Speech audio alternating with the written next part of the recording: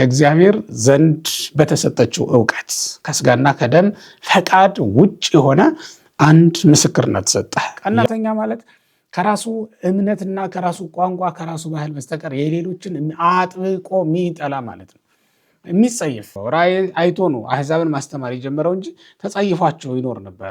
እስኪነጋ እንዳይቆዩ በዓል የሚያከብሩበት ቀን ነው በበነጋውና እንዳይረክሱ ለበዓል ሰው ገድለው በዓል ሊያከብሩ ማለት ነው። ቶሎ ግድያውን ፈጽመው የሞቱን ፍርድ ቶሎ አስጨርሰው ወደ በዓላቸው ለመሄድ ነበር። እሞታለሁ እሰቀላለሁ ሲል አትሞትም ሐሰለከ እያለ እንደው ይሄ ዘራፍ እያለ የሚያስቸግረውን ነገር እንዲተው ይመስላል። እምነቱ ምን ያክል በክርስቶስ ላይ ጽኑ እንደነበረ ነው የሚያሳየው። መናፍቃን ቢመጡ አላውያን ነገስታት ቢነሱ የማትለውጠው ሃይማኖቷ ይህ ነው። ባህር የምትታዘዝለት በባህር ውስጥ ያለው ምስጢር የማይደበቀው ይህ ማን ነው? ከኔ ጋር ይሆን ዘንድ እኔ ማን ነኝ? ነፍሳችን ከእግዚአብሔር መንፈስ ቅዱስ ጋር በምታደርገው ተዋህዶ በሚኖራት ግንኙነት የምትቀበለው ጸጋ የምታገኘው ትልቁ በረከት በዚያ ሳሉ ዓለም ያለፈ ትንሣኤ ሙታን የተደረገ ሁሉ መስሏቸው ነበር። ዮሐንስን እንደ ኤልያስ ቆጥሮ ምን አላቸው? አዎ መጥቶ ነበር ኤልያስ፣ ግን ልብ አላሉትም፣ ይልቁንም ፍላጎታቸውን ሐሳባቸውን ፈጸሙበት ነው። በዚያች ከተማ ላይ ኢየሱስ ክርስቶስ ሆምለስ ተብሎ ወይም ቤት አልባው መምህር ተብሎ ነው የሚጠራው። አንዱ ተአምር ጴጥሮስን አማት መፈወስ ነበር። ክርስቶስ እሞታለሁ እሰቀላለሁ ሲልም የመጀመሪያው አነሂ እመውት ምስሌከ አነሂ ጥቡ ለሐዊር ምስሌከ፣ እኔ ከአንተ ጋር ለመሄድ ወስኛለሁ፣ እኔ አንተ የተቀበልከውን መከራ ሁሉ እቀበላለሁ በማለት የሚቀድመው የሌለ ምንም ሳያመነታ ነው። ጌታ ሆይ አንተስ ከሆንክ ነው ያለው። በቃ አንተስ ከሆንክ ብሎ ነው የጠየቀው። ሲሰግዱለት ሳለ ነው እንግዲህ በጣም በዛው ከንቱ ውዳሴውን ለመደውና ጣፈጠውና እንደውም ምስሉን አቁሞ ማሰገድ ጀመረ። የምድር ነገስታት ከልጆቻቸው ነው ወይስ ከሌላ ነው ግብር የሚሰበስቡ ብሎ የጠየቀው ለዚህ ነው። አሕዛብን በነ ቆርኔሌዎስ አማካኝነት ነው ወደ አሕዛብ ማጥመቅ ስራ የገባው። የሰማዩ ንጉሥ እግዚአብሔር ከልጁ ለቤተ መቅደስ መባ ሊቀበል አይችልም። ጴጥሮስን ፈታኝ ነገር ጠይቀውታልና እንዲሳሳትም አድርገውታል። ነገራችን ላይ እግዚአብሔርን የሚወዱ ሰዎች ኃጢአት የማይሰሩ አይደሉም። በስመ አብ ወወልድ ወመንፈስ ቅዱስ አሐዱ አምላክ። በስም በግብር በአካል ሶስት በባህሪ በህልውና አንድ አምላክ ብለን በምናመልከው በአብ በወልድ በመንፈስ ቅዱስ ስም እያመንኩና እየተማጸንኩ የእግዚአብሔር ሰላም ይድረሳችሁ በያላችሁበት የእግዚአብሔር ቤተሰቦች እንደምንሰነበታችሁ። ልዑል አምላክ ሕያው ባህሪ መንግስቱ ለዘላለም የሆነ የማይሽሩት የማይሾሙት የማያበድሩት ባለጠጋ የማይሾሙት ንጉሥ አምላካችን እግዚአብሔር በሰማይም በምድርም የከበረው አምላክ በምሕረቱ በቸርነቱ እስከዚህ ሰዓት ድረስ ጠብቆ ስላቆየን ክብር ምስጋና ይግባው እያልኩ እንግዲህ ዛሬ ሰባተኛውን ክፍል የቤተክርስቲያን ታሪክ ይዤላችሁ ቀርቤያለሁ። እንዴት ነው የቤተክርስቲያን ታሪክ? ተመችቷችኋል? እየገባችሁ ነው? አዲስ ነገር አግኝታችሁበታል ወይስ የተለመደ ነገር ነው? እንግዲህ ይህን በሀሳብ መስጫው ላይ ታስቀምጡት የምትችሉት ሀሳብ ነው። ስለምትሰጡን ሀሳብ አስቀድሜ ላመሰግናችሁ ፈልጋለሁ። ተሳትፏችሁ አይሌን አሁንም ማለት ፈልጋለሁ።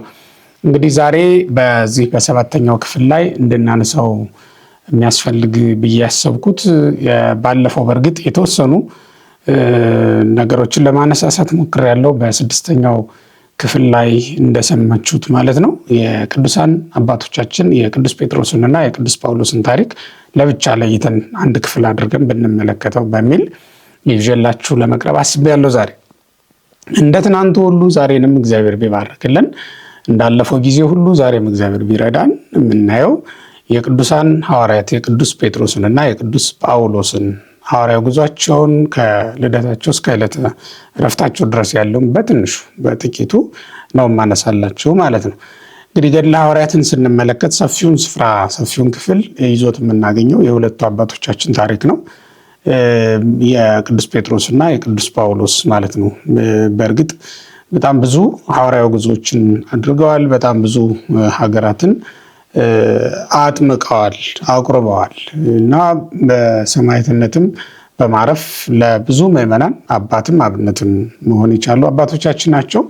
የእነሱን ገድል አንስቶ መማማር መነጋገር በራሱ አንድ የመጽሐፍ ቅዱስ ክፍል ነው። አንዱ የሐዋርያት ስራ የሐዋርያት ታሪክ ስለሆነ ማለት ነው። እሱን አንስተን ነው የምናወራው ዛሬ።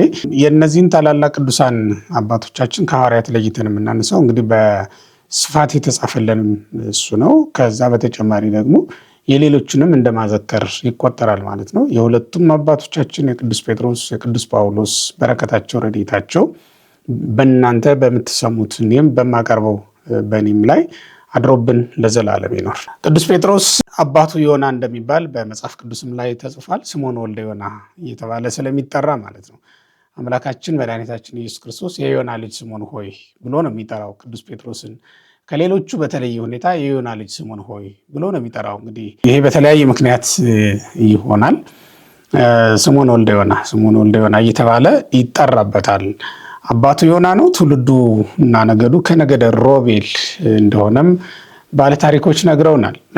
ቅዱስ ጴጥሮስ ከነገደ ሮቤል በአባቱ ይሁን እንጂ በእናቱ ከነገደ ስምዖን የተወለደ ነው። ለዚህም ነው በ8ኛው ቀን በተወለደ ማለት ነው ወደ ቤተ ግዝረት አግብተው ስም ሲሰይሙለት ስምዖን የሚል ስም ነበር ለመጀመሪያ ጊዜ ይወጣለት። ይሄ በአይሁድ ዘንድ የተለመደ ነው። ከወገኖቻቸው ወይም ከነገዳቸው በአንዱ ስም በሚወዱት ስም የመሰየም ልምድ ነበራቸውና ቅዱስ ጴጥሮስም ስምዖን በሚል ስም ሲጠራ ነው የኖረው እስከ 55 ዓመቱ ድረስ። ማለትም አምላካችን መድኃኒታችን ኢየሱስ ክርስቶስ አግኝቶት እና ወደ ወንጌል አገልግሎትም ጠርቶት ስሙን ኬፋ ብሎ እስኪለውጥለት ድረስ ቅዱስ ጴጥሮስ ሲጠራ የነበረው በእናትና አባቱ ባወጡለት በነገዱ ስም ስምዖን ተብሎ ነበር ይጠራ የነበረው። ስምዖን ማለት በእርግጥ ጥሩ ትርጉም ያለው ስም ነው። ሰማን እግዚአብሔር ማለት ነው። እግዚአብሔር ሰማኝ የሚል ትርጉም የሚሰጠው ስም ነው። ቅዱስ ጴጥሮስ በ55 ዓመቱ ጌታ ሲያገኘው አሳ እያጠመደ ነው ያገኘው። ያው የገሊላ ሰውም አይደለ። በገሊላ አካባቢ ይኖሩ የነበሩ ሰዎች ይሰሩ የነበረው ይሄንን ነው እና ልክ እንደ ሀገሩ ሰዎች ሁሉ እሱም አሳ እያጠመደ ይኖር እንደነበረ ነው ታሪኩ የሚነግረን ማለት ነው። በእርግጥ በልጅነቱ ከ5 ዓመቱ ጀምሮ ሕገ ኦሪትን ለማጥናት ወደ አይሁድ ምኩራብ ገብቶ እንደነበረ ተጽፏል። ያውም ደግሞ እዛው በሚኖርባት ከተማ በቅፍርናሆም የተሰራ ልዩ የሆነ ኢያኢሮስ ያሰራው ልዩ የሆነ ምኩራብ ነበረ። በዛ ለሕፃናቱ ትምህርት ይሰጥ ስለነበረ ከ5 ዓመቱ ጀምሮ በዛ ገብቶ ኦሪትን አጥንቶ እንደነበረ ምናልባትም ይህን ያህል ገፋ ያለ ትምህርት ላይሆን ይችላል። ምክንያቱም በመምህርነት ስለማይነገርለት ከዛ በኋላ ማለት ነው እንደ ቅዱስ ጳውሎስ እና እንደ ሌሎችም በምሁረ ኦሪትነቱ ብዙም ስለማይነገርለት ጥቂት ነገር ሊሆን ይችላል አጥንቶ ነበረ በዚያች ከተማ ማለት ነው። ከዚያ በኋላ ግን አምላካችን መድኃኒታችን ኢየሱስ ክርስቶስ ሲያገኘው አሳ በማጥመድ ስራ ላይ ተሰማርቶ ነበር። አንድ መርከብ እንደነበራቸውና ከወንድሙ ከእንድሪያስ ጋር አብረው አሳ በማጥመድ ስራ ላይ ተሰማርተው በአንድ መርከብ መረባቸውን ይዘው ሁለቱም መረባቸውን ይዘው በገሊላ ባህር ላይ ነው ኑሯቸውን ተመስርቶ የነበረው። ክርስቶስ ያገኛቸው እንግዲህ እዚያ ላይ ነው። በተለይ ከዕለታት በአንድ ቀን በሉቃስ ወንጌል ምዕራፍ 5 ቁጥር 1 ላይ ተመዝግቦ እንደምናነበው መድኃኒታችን ኢየሱስ ክርስቶስ በባህር ላይ ሲያስተምር፣ ያው ጌታ ሲያስተምር የብስ ሲሆን ተራራ ላይ፣ ባህር ሲሆን ደግሞ መርከብ ላይ ሆኖ ያስተምር ስለነበረ ቅድም በጠቀስኩላችሁ በሉቃስ 5 ላይ እንደተመዘገበው ቅዱስ ጴጥሮስን ታሪኩን የቀየረውና በጣም ክርስቶስን እንዲወደው ያደረገው ክስተት አጋጣሚ ገጥሞታል። እንዲህ አይነት መልካም አጋጣሚ እንደው ለሁላችንም ይግጠመን እላለሁ። በእውነት ክርስቶስን ያወቀባት ልዩ አጋጣሚ ናት ያች አጋጣሚ። በዚያ ቀን አሳ ሳይዝ አሳ ሳያጠምድ ነው ያደረው። ሌሊቱን ሙሉ ሲደክሙ አድረዋል ከወንድሙ ጋራ፣ ግን አሳ ሊያጠምዱ አልተቻላቸውም። ምክንያቱም በባህሩ ውስጥ አሳ ሳይኖር ቀርቶ ሳይሆን ጴጥሮስ ያችን አጋጣሚ ተጠቅሞ እግዚአብሔርን እንዲያውቅባት እና ከክርስቶስ ጋርም እንዲገናኝባት ምክንያት እንድትሆነው ነበረ ሲያስተምር ውሏል። ቅዱስ ጌታችን ኢየሱስ ክርስቶስ መርከቡ ላይ ጴጥሮስ የሰማውም አይመስልም። ይልቁንም መጨረሻ ላይ በትምህርቱ መጨረሻ ላይ ቅዱስ ጴጥሮስን በመረቡ በስተቀኝ በኩል ወጥመዱን እንዲጥልና ያ ማለት መረቡን ማለት ነው እንዲጥልና አሳ እንዲይዝ ነገረው። ቅዱስ ጴጥሮስን እንደ ቃልህ አደርገዋለሁ፣ ነገር ግን ብዙ ጊዜ ሳጠምድ አድሬያለሁና አሳ ያለ አይመስልም ብሎ ነው የጌታን ቃል ሳይቃወም ወዲያውኑ መረቡን ጣለ። እንደጣለው ብዙ አሳዎች ወደ መረቡ እንደገቡለት መጽሐፍ ቅዱሱ ይነግረናል ማለት ነው። በዚያች አጋጣሚ ነው እንግዲህ ክርስቶስን ያወቀውና ቅዱስ ጴጥሮስን በትህትና ወዲያውኑ ጌታ ሆይ እኔ ኃጢአተኛ ነኝና ከኔ ተለይ ብሎ እንደለመነውም ቅዱስ ሉቃስ አብሮ መዝግቦልናል ማለት ነው።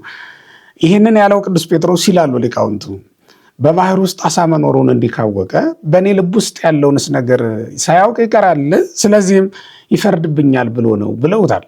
ግን ትህትናውን አይቶ ጌታ ወደደው። የበለጠ ደግሞ ኃጢአቱን መናዘዙ ጌታን አስደሰተው። ኃጢአታቸውን እንደሚናዘዙ ሰዎች እግዚአብሔር የሚያስደስተው እንደሌለ በዚህ ይታወቃል። ቅዱስ ጴጥሮስ በጣም ከሚታወቅባቸው በዚህ በመጽሐፍ ቅዱስ በተለየ ሁኔታ እንደው ባህሪውንና ግብሩን እናጥነው ብለን ብናስብ አንዱ የሚታወቅበት ይሄ ትህትናው ነው። ኃጢአትን በመናዘዝ እና ተግሳጽንም በመቀበል ማለት ነው። ቅዱስ ጴጥሮስ በሌላም ቦታ እናገኘዋለን። አሁን የማቴዎስ ወንጌል ምዕራፍ 16 ቁጥር 23 ላይ ትልቅ ተግሳጽ ነው ጌታ የገሰጸው። ሁር እምድኅሬ ሰይጣን፣ አንተ ሰይጣን ከመንገዴ ላይ እንቅፋት ሆነብኛልና ከኔ ወግድ ብሎ ጌታ ገስጾታል። ያን ጊዜ ምንም አልተናገረም ቅዱስ ጴጥሮስ። ሲያመሰግኑትም የማይናገር ሲገስጹትም የማይናገር ደግ ገራገር አይነት ነገር ነው ባህሪው ማለት ነው። እንደዚያ ስለነበረ እዚህም ላይ አሁን ጌታን እባክህ ጌታ ከኔ ተለይ ብሎ ነው የነገረው። ባህር የምትታዘዝለት በባህር ውስጥ ያለው ምስጢር የማይደበቀው ይህ ማን ነው? ከኔ ጋር ይሆን ዘንድ እኔ ማን ነኝ ብሎ ቅዱስ ጴጥሮስ ራሱን ዝቅ አደረገ፣ ጌታን ደግሞ ከፍ ከፍ አደረገ ማለት ነው። በዚህ ምክንያት ጌታ የበለጠ ወደደውና ወደ ራሱ አስጠጋው ማለት ነው። ወደ ራሱ ካስጠጋው በኋላ ነው እንግዲህ ስሙንም የለወጠለት። ምናልባት የስሙ ለውጥ እንደ ዮሐንስ ከሄድን የመጀመሪያ ይመስላል። በዮሐንስ ወንጌል ምዕራፍ 1 ቁጥር 43 ላይ አንተ ኬትሰመይ ኬፋ፣ የዮና ልጅ ስምዖን ሆይ አንተ ከእንግዲህ ወዲህ ኬፋ ትባላለህ። ይህም ሲተረጎም በግሪኩ ጴጥሮስ ማለት ነው ብለውታል። በእኛ በግዕዙ ደግሞ እብን ወይም ኮኩ ማለት ነው። ኮኩ ማለት በግዕዙ አለት ወይም ንጥፍ ድንጋይ ማለት ነው። ጭንጫም ሊሆን ይችላል ብለውታል።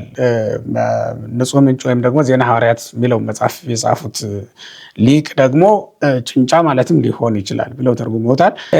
ያም አለ ይህ ግን ቅዱስ ጴጥሮስ የጌታን ቃል ሰምቶ ወደ ጌታ ከተጠጋ በኋላ ይህ ስያሜ ተሰጥቶታል። እንደ ዮሐንስ የመጀመሪያ ይመስላል፣ ግን ደግሞ በሌላ በማቴዎስ አመዘጋገብ ደግሞ በማቴዎስ 16 ቁጥር 16 ላይ ስንመለከት ጌታ ሰዎች እኔን ማን ይሉኛል ብሎ ከጠየቃቸው በኋላ በፊልጶስ ሀገር በቂሳሪያ ይህን ስያሜ እንዳገኘ ቅዱስ ማቴዎስ መዝግቦልናል። ማቴዎስ እንደነገረን ጥያቄው የተነሳው በሐዋርያት መካከል ነው።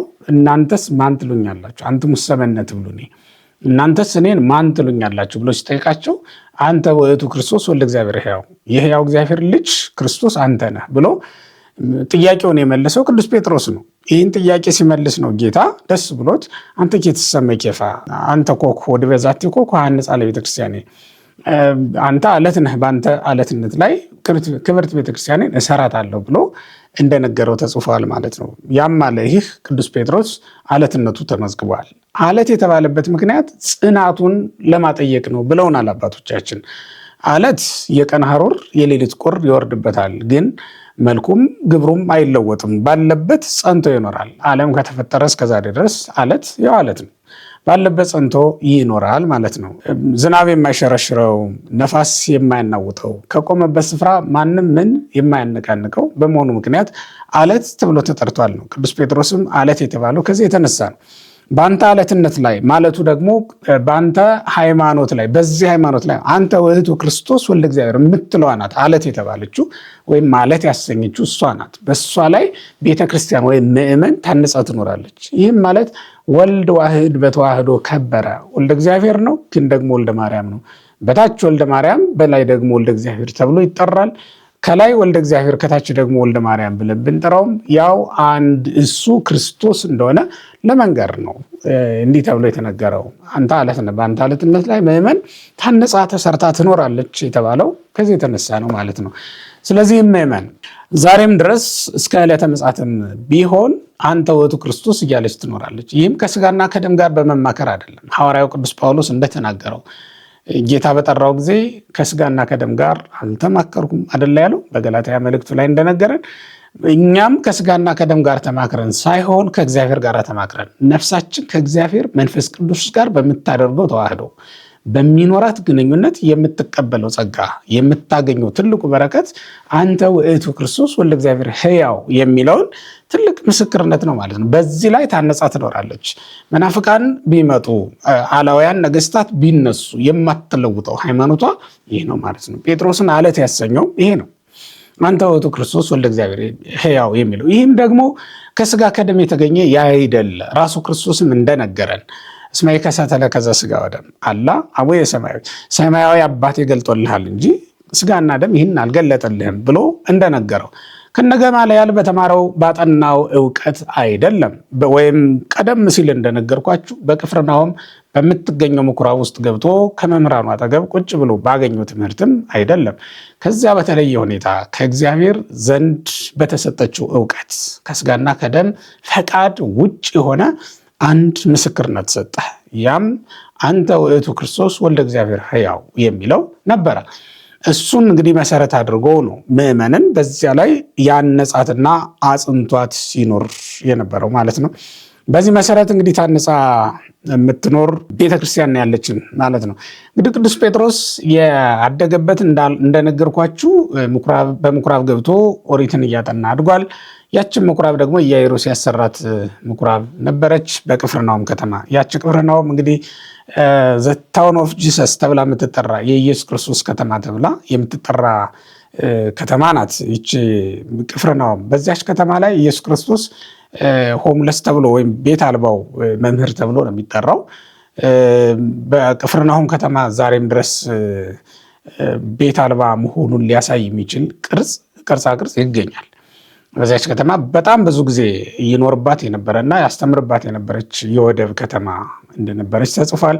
ቅዱስ ጴጥሮስና ሌሎችም ሐዋርያት የተገኙት እዛ አካባቢ ነው። የቅዱስ ማቴዎስን ቤት እዛ አካባቢ እንደነበረ ዛሬ በቦታው ላይ ታሪኩን የሚናገሩ ሰዎች ያስረዳሉ ማለት ነው። የሆነ ዘመን ላይ ያች ከተማ የምድር መንቀጥቀጥ ደርሶባት ስለነበረ በዚያ ምክንያት ያም ምኩራብ ተደርምሷል። በዚያ ዘመን የነበረው በክርስቶስ ዘመን የነበረው ክርስቶስ በነገራችን ላይ ስለ ምስጢረ ቁርባን የሚያስተማረው እዛ ምኩራብ ላይ ነው። በዮሐንስ ወንጌል ምዕራፍ 6 ቁጥር 59 ላይ እንደምናነበው በዚያች በቅፍርናሆም በምትገኝ ምኩራብ ይህን ትምህርት አስተማራቸው ተብሎ ነው የተጻፈው። ያ ማለት ምስጢረ ቁርባን ትምህርት ሆኖ የተሰጠበት ምስጢረ ቁርባን በተግባር ወይም ስርዓተ ቁርባን የተፈጸመው በኢየሩሳሌም በምትገኘው በጽርሐ ጽዮን ነው። በማርቆስ እናት ቤት ውስጥ ወይም በአልዓዛር ቤት ውስጥ በምንለው በአልዓዛር ቤት ውስጥ ነው ስርዓተ ቁርባን የተፈጸመው። ግን ትምህርተ ቁርባን የተሰጠው ደግሞ በዚህ በቅፍርናሆም ቅዱስ ጴጥሮስ ኦሪትን እያጠና ባደገባት ምኩራብ ውስጥና ኢያኢሮስ በሰራት ምኩራብ የምትደነቅ ምኩራብ ነበረች በነገራችን ላይ እና እዛች ነው እንግዲህ የተሰራው።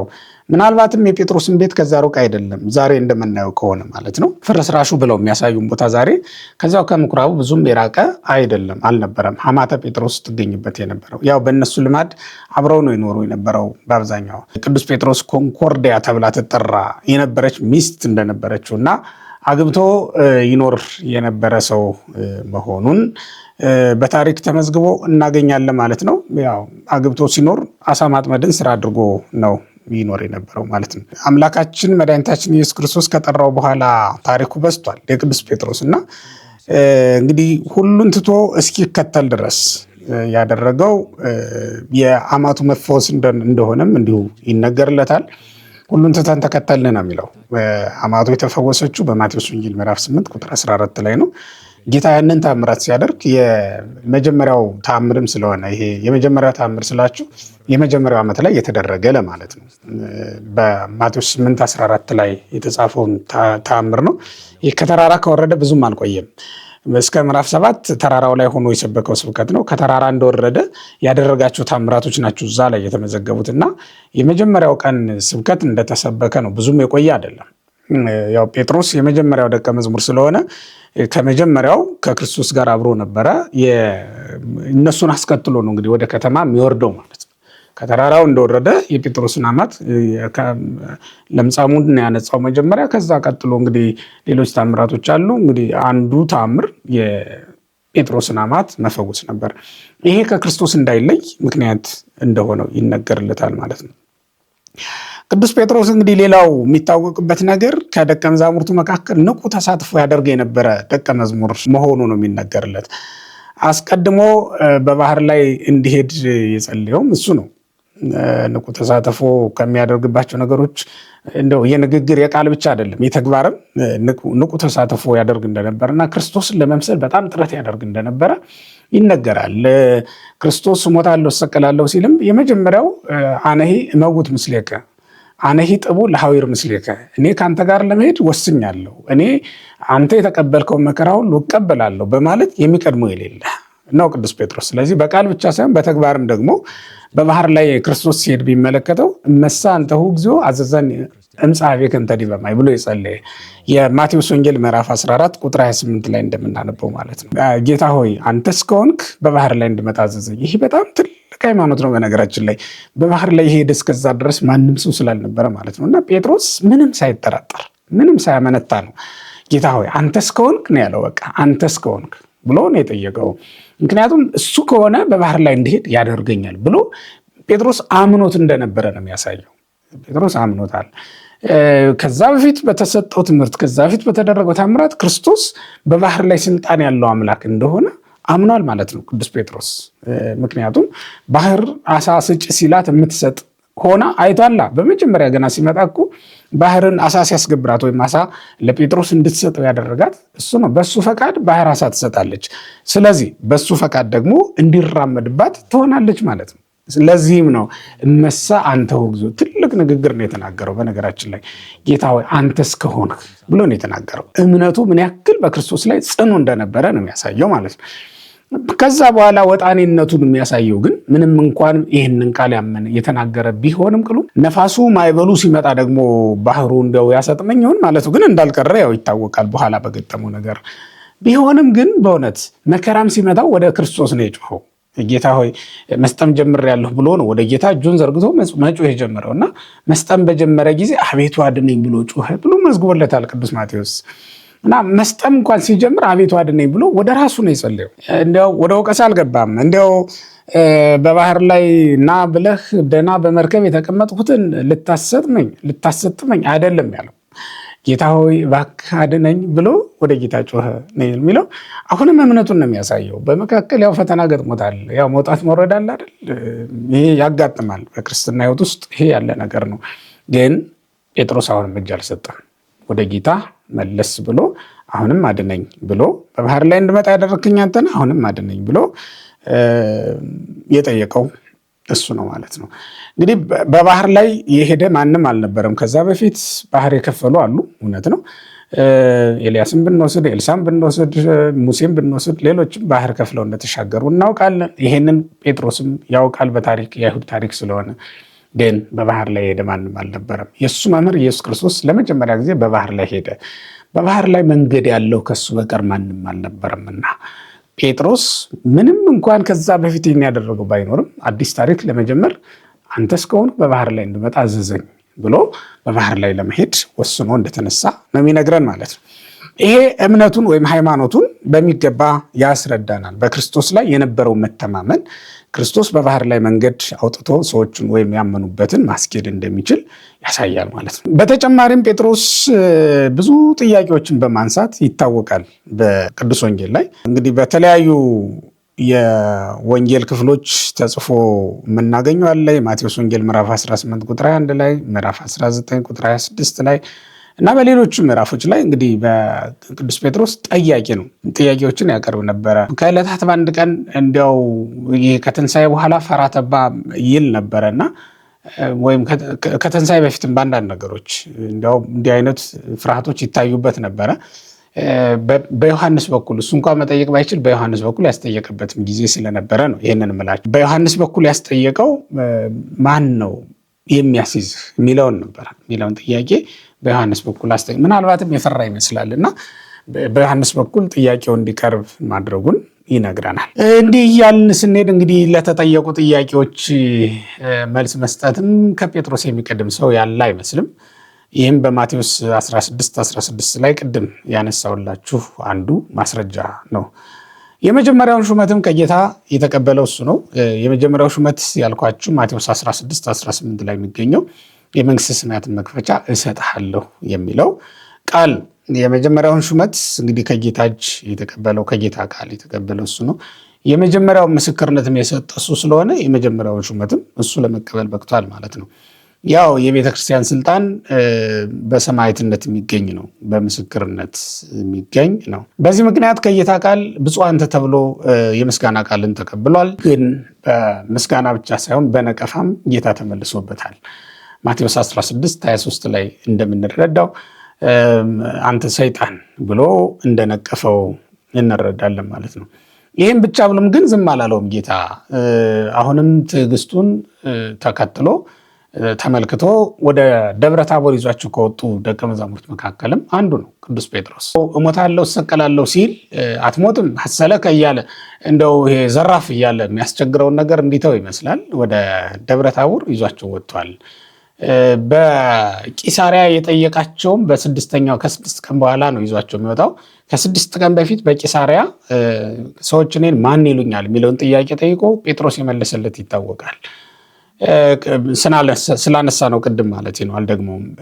ያንን ጥያቄ ለማረጋገጥ ነው ብለውታል ሊቃውንቱ። ወደ ደብረ ታቦር ይዟቸው የወጣው በቃል የነገራቸውን ወይም በቃል የተናገሩትን በተግባር ደግሞ ሊያሳያቸው፣ የሕያው እግዚአብሔር ልጅ መሆኑን በቃል ሰምተዋል። አሁን ደግሞ በተግባር ብርሃነ መለኮቱ ሲገለጥ ታቦር ተራራ ላይ እንዲያሳያቸው ወደ ታላቅና ረጅም ተራራ ይዟቸው መውጣቱን መጽሐፍ ቅዱስ ይነግረናል ማለት ነው። በዚህ በደብረ ታቦር ነው እንግዲህ ብርሃነ መለኮቱን ገልጦ ማቴዎስ 17 ቁጥር 1 እና በሉቃስም ወንጌል ምዕራፍ 9 ላይ እንደምንረዳው ብርሃነ መለኮቱን ገልጦ አሳይቷቸው ይዟቸው ወርዷል። እና እንደውም በዚያ ሳሉ ዓለም ያለፈ ትንሣኤ ሙታን የተደረገ ሁሉ መስሏቸው ነበር ብለዋል። ምክንያቱም የጠየቁት ጥያቄ ነው እንዲህ እንዲሉ ያደረጋቸው ሊቃውንቱ። እንደው ጸሐፍት እኮ ይብሉ ኤልያስ ይቀድም መጽያ ኤልያስ ቀድሞ ይመጣል ብለው ጸሐፍት ይናገሩ ነበረ ብለው ተናግረዋል። ይህም መተኛታቸውን እና ያን ጊዜ ብርሃነ መለኮቱ ሲገለጥ መውደቃቸውን እንደ መሞት ቆጥረውት ከዛም መነሳታቸውን ደግሞ እንደገና እንደ ትንሣኤ ሙታን ቆጥረውት ነው ብለው ሊቃውንት ተናግረውናል። ጌታ ግን ዮሐንስን እንደ ኤልያስ ቆጥሮ ምን አላቸው? አዎ መጥቶ ነበር ኤልያስ፣ ግን ልብ አላሉትም፣ ይልቁንም ፍላጎታቸውን ሐሳባቸውን ፈጸሙበት እንጂ ብሎ በፍላጎታቸው እንደገደሉት እና እንደሞተ ነግሯቸዋል ማለት ነው። ከታቦር ተራራ ሲመለሱ ወደ ቅፍርናሆም ከተማ ገብተው ነበረ። በዚያ ከተማ የሚገኙ ግብር ሰብሳቢዎች አሁንም ጴጥሮስን ፈታኝ ነገር ጠይቀውታል እና እንዲሳሳትም አድርገውታል። እንዲህ ነበር የጠየቁት፣ መምህራቸው አይገብርም ምን የሚል ሊቅክሙ ኢይሁኑ ጸባሕተ፣ እንደውም ግብር አያቀርብም እሱ ለቄሳር ለቤተ መቅደስ መባ አይሰጥም ብለው ጠየቁት። እንደ ይገብራል እንጂ ብሎ ነው የመለሰላቸው። ጌታ ይህንን እንደጠየቁት ይህንም እንዲህም ብሎ እንደመለሰ ያውቃልና ጴጥሮስን ጠርቶ ምን አለ? ነገሥተ ምድር እምኀበ መኑ ይነሱ ጸባሕተ፣ የምድር ነገሥታት እጅ መንሻ የሚቀበሉት ወይም ግብር የሚሰበስቡት ከማን ነው? ከልጆቻቸው ነው ወይስ ከሌላ ብሎ እንደጠየቀው በማቴዎስ ወንጌል ምዕራፍ 17 ከቁጥር 24 እስከ 27 ድረስ በተመለከተው በተጻፈው መጽሐፍ ላይ ልንረዳ እንችላለን ማለት ነው። የጠየቁት ጥያቄ የነገስታት ልጆች ሊያደርጉት የሚገባ ነገር አልነበረም። የነገስታት እንኪያስ ልጆቻቸው አጋዘያንኑ እሙንቱ ከሰኬ ውሉዶሙ አጋዘያን እሙንቱ፣ ልጆቻቸው እንኪያስ ነፃ ናቸው ብሎ ጌታ የመለሰለትም ለዚህ ነው። እንግዲህ ተመልከቱ ምዕራፍ 17 ቁጥር 1 ላይ ዜና መንግስቱን ሰምቶ ግርማ መንግስቱን ተመልክቶ ነው የወረደው። ወልደ እግዚአብሔር መሆኑን አይቶ አረጋግጦ ነው የወረደው። አሁን ለቤተ መቅደስ ግብር አቅርብ ሲባል በዚያ ዘመን አንዳንድ አላድ ይከፍሉ ስለነበረ ነው። በዚያ ዘመን የነበሩ ሰዎች 2 ድርሃም ወይም 1 አላድ ይከፍሉ እንደነበረ ባለታሪኮች ይነግሩናል። በዚያ ዘመን ይዘውት የሚቀርቡትን አላድ ወይም ደግሞ ድርሃም ያው ህዝቡ ከተለያየ ነገር ይዘው ይመጣሉ። ኢየሱስ ክርስቶስ ግን እንደ ህዝቡ አይደለም። ናዝራዊ የሚያስተምር መምህር ነውና በግብር ሊጠየቅ የሚገባው አልነበረም። በዚያውም ላይ ደግሞ ዜና መንግስቱን ሰምቶ እንዳልኳችሁ ቅድም ግርማ መንግስቱን ተመልክቶ ወርዷል። እሱማ ነፃ ነው ሊገብር አይችልም ብሎ መመለስ ነበረበት፣ አላደረገውም።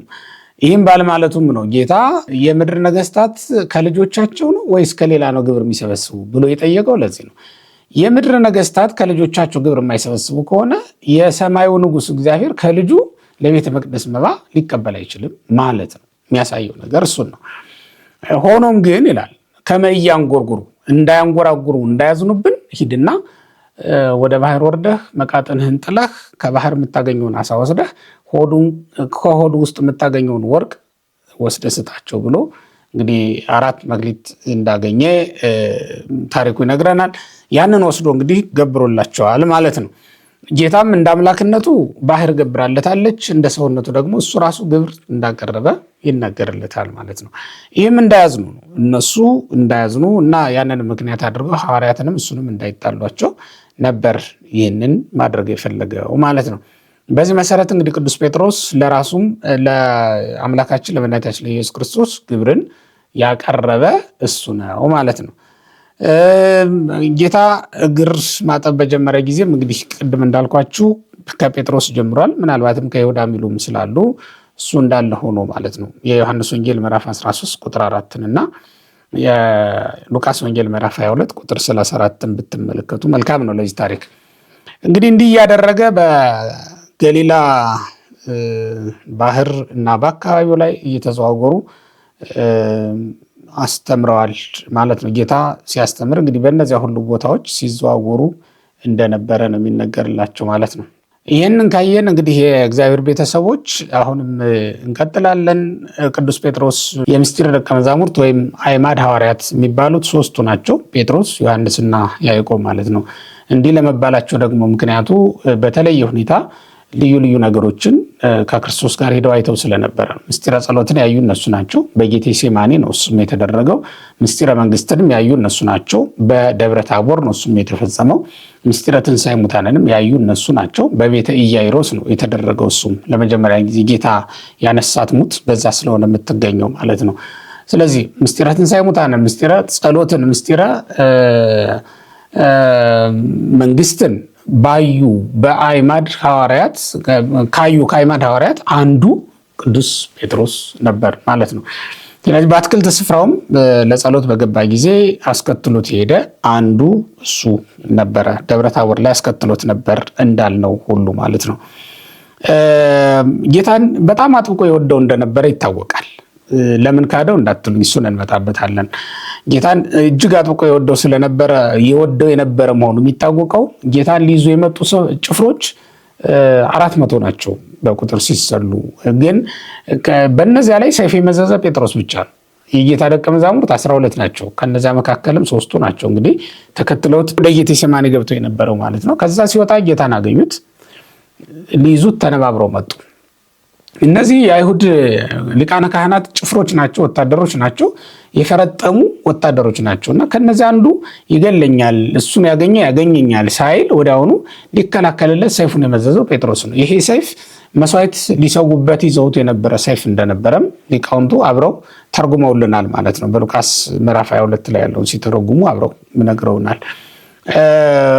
በዚያ ሰይፍ የማልኮስን ጆሮውን ቆርጦት እንደነበረም ነው እንዲሁ የተነገረው ማለት ነው። በዮሐንስ ወንጌል ምዕራፍ 18 ላይ እንደተመዘገበው ቁጥር 10 ላይ ብትመለከቱ ታገኙታላችሁ።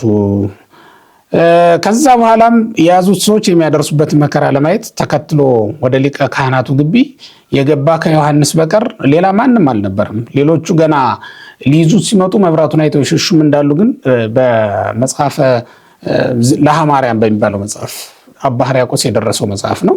በዚህ መጽሐፍ ላይ ተመዝግቦ እናገኛለን። ገና መብራቱን አይተው ችቦ ይዘው አይደል የመጡት ሐዋርያትን ጌታን ሊይዙት አይሁድ ሲመጡ ችቦ እያበሩ ነበር የመጡ። ምክንያቱም ሌሊት ስለነበረ ማለት ነው።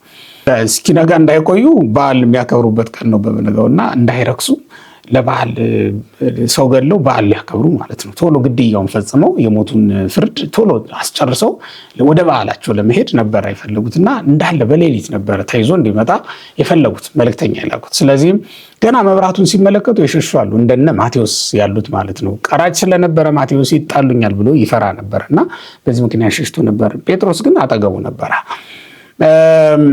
በኋላም ከዮሐንስ በቀር የቀደመው የለም ጌታን ተከትሎ ወደ ሊቀ ካህናቱ ግቢ ለመግባት። ዮሐንስ ቀድሞ ገብቶ እንደነበረ በዮሐንስ ወንጌል ምዕራፍ 18 ላይ ስትመለከቱ ታገኙታላችሁ። አስቀድሞ ገብቷል። በኋላም ወደ መቃብሩ ሲሄዱ ትንሣኤውን ለማየት ቀድሞ ወደ መቃብሩ የደረሰም ዮሐንስ ነው። ለመከራው ጊዜም ቀድሞ የተገኘ በኋላም ትንሣኤውን ለማየት ቀድሞ የተገኘ ቅዱስ ዮሐንስ ነው። ምንም እንኳን ያው ስለ ክብረ ጴጥሮስ፣ ስለ ክብረ መምህራን፣ ስለ ክብረ ጳጳሳት ቀድሞ የገባ ባይሆንም ጴጥሮስ እስኪመጣ የጠበቀው ቢሆንም በደሮ ለጴጥሮስ ዝቁ ካለ ረድ ተብሎ ነው የተዘገበው። ጴጥሮስን ወደ መቃብር ለመድረስ በዚያ ሀበ መቃብር ወደ መቃብር ለመድረስ ቀድሞት የደረሰ ቅዱስ ዮሐንስ ነበር ማለት ነው።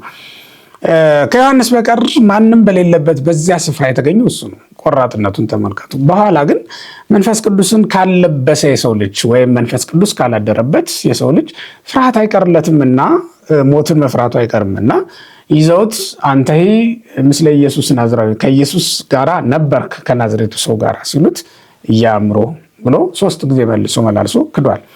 ይህም የተደረገው አስቀድሞም በትንቢት እንደተነገረው ከፍርሃት የተነሳ መሆኑ ሊታወቅ ይገባል ማለት ነው። ግን በኋላ ጌታን መውደዱ የሚታወቀው በነገራችን ላይ እግዚአብሔርን የሚወዱ ሰዎች ኃጢአት የማይሰሩ አይደሉም። ኃጢአት ሲሰሩ ጌታዬን በደልኩት ብለው የሚጸጸቱ ናቸው። ጌታ ሆይ ኃጢአት ሰርቼ ዛሬ አይሁድ እንደሰቀሉ እኔም ልስቀልህን? ጌታ ሆይ ዛሬ ኃጢአት ሰርቼ አይሁድ መራራ ሐሞት እንደጋቱ እኔም አንተን በመራራው ኃጢአቴ ላሳዝንህን? የሚሉ ናቸው። ጌታ ሆይ አይሁድ የሾህ አክሊል ጎንጉነው በራስ ላይ እንደደፉብህ ዛሬም ኃጢአት ሰርቼ የካስክላትን ዋጋ የከፈልክላትን ነፍሴን አጥፍቼ አንተን ላሳዝንህን? ብለው የሚጸጸቱ ናቸው ጌታን የሚወዱ ሰዎች ማለት እንጂ ኃጢአት የማይሰሩ ሰዎች እንዳይመስሏቸው። ስለዚህ ወገኖቼ ኃጢአት ሰርተን የምንሉ በዛው ስንቀር ነው እግዚአብሔርን እንደማንወደው የሚታወቀው እንጂ ኃጢአት ሰርቶ በነሳ የሚመለስ ሰው የእግዚአብሔር ወዳጅ ነው። ስለዚህም ጴጥሮስ ከነዚያ መካከል አንዱ ነበረ።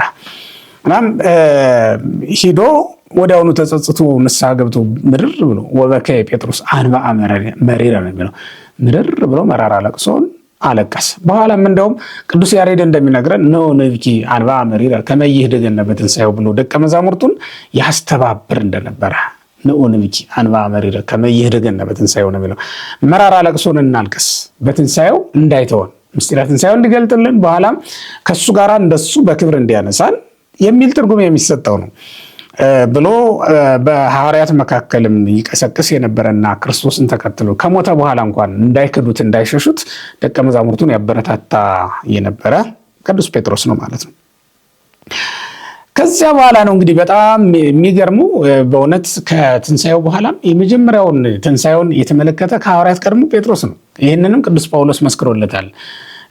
አንደኛ ቆሮንቶስ ምዕራፍ 15 ቁጥር 5 ላይ ስትመለከቱ በመጀመሪያ ከ11 ደቀ መዛሙርት በፊት ለስምዖን ታየው ነው የሚለው። ለስምዖን ጴጥሮስ ታየው ብሎ ነው የነገረን። ከዛ በኋላ ነው ለ11 ሐዋርያት እና በአደባባይ ለሁሉም ተራራ ላይ አውጥቶ የተገለጠላቸው ማቴዎስ እንደነገረን ማለት ነው። ማቴዎስ 28 ላይ እንደምናነበው ለሁሉም የታያቸው ከዛ በኋላ ነው እንጂ ከዛ በፊት ከሴቶች በቀር የሚቀድመው ማንም የለም ማለት ነው።